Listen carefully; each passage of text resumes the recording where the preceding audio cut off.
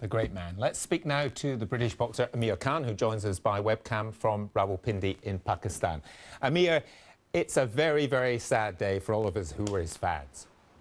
That's right. No, it is definitely. Obviously, boxing has lost a great person, and obviously Muhammad Ali was my hero. I'm so happy that I got to meet the guy on 2-3 occasions. But yeah, it's a very sad day for boxing. Let's talk a bit about him as a boxer first, because there's so much to talk about. But as a boxer, what made him special? I mean, the float like a butterfly, sting like a bee. He was very fast. Yeah, no, he was very fast, and obviously being a heavyweight boxer, he had the speed, he had the movement like a lightweight. He had this fast hands like a lightweight, but he had power with both hands.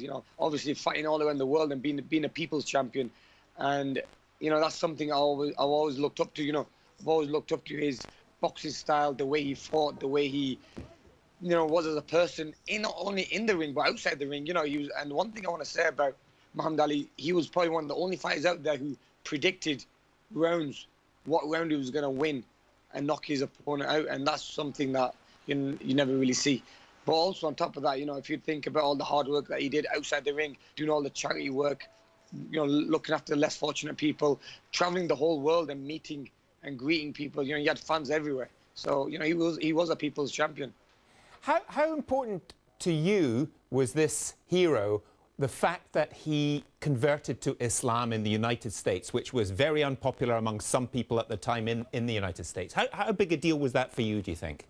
One thing I liked about Muhammad Ali was that he believed in what he thought was right for him.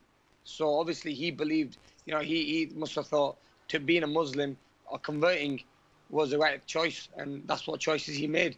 But he's been respected. He's one of the only fighters out there who is probably respected. You can go anywhere to any country around the world, and people will recognize Muhammad Ali. But yeah, he was just one of them type of guys. What he believed in, he did. I mean, that's one thing I can say about him. And in terms of, I mean, he was also known in the United States as the Louisville Lip, because he came from Louisville, and his lips were moving quite a lot. He was very, very entertaining. Even just listening to that obituary, you can't help but laughing at some of the things he said. Yeah, he was so entertaining. I mean, the stuff that he used to come out with, he never used to stop talking, and he used to beat his opponents before he used to get into the boxing ring with his mouth.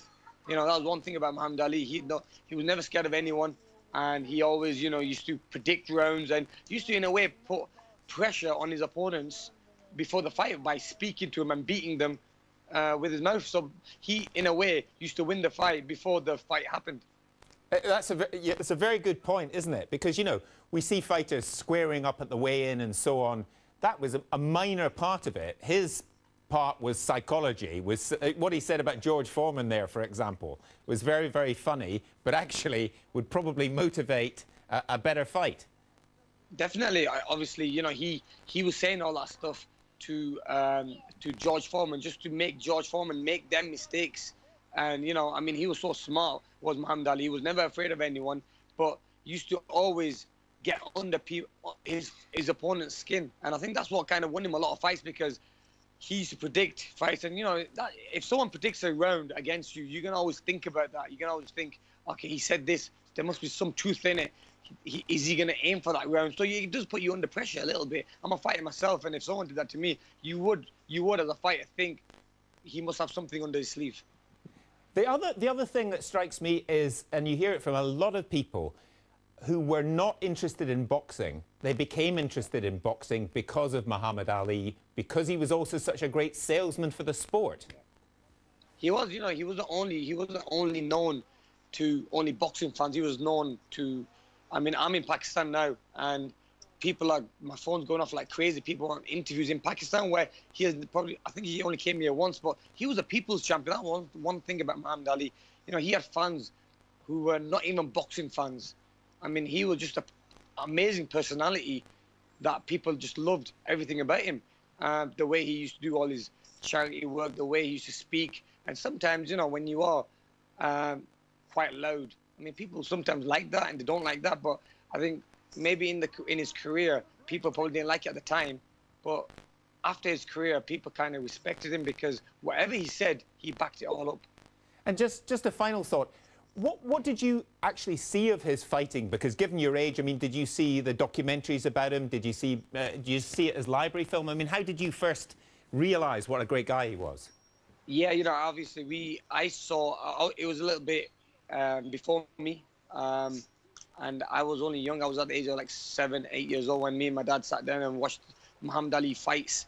And then I got hooked to it. I mean, just before starting my boxing career, I was watching Muhammad Ali's fights, and then I started to watch the documentaries and see how he lived, how he was as a person. And that only gives me that push. And I mean, that's one of the reasons I do all this charity work. I do all the hard work I do, because in a way, he inspired me to do all that stuff. And I'm sure he's inspired other champions out there as well. But yeah, I've always been a big fan of Muhammad Ali the day I saw his fighting style. And then when I got to see his personal, you know, the way he was, his personality, that kind of, you know, made me like him even more. And I was just dying to meet him. And the first day I met him, it was like the best thing ever, because I was just lost for words.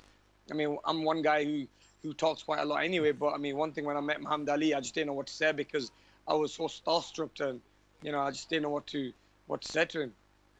Amir, thanks very much for talking to us, and good luck with your own charity work in Pakistan right now. Thanks, Amir Khan. Thank you very much. Appreciate it.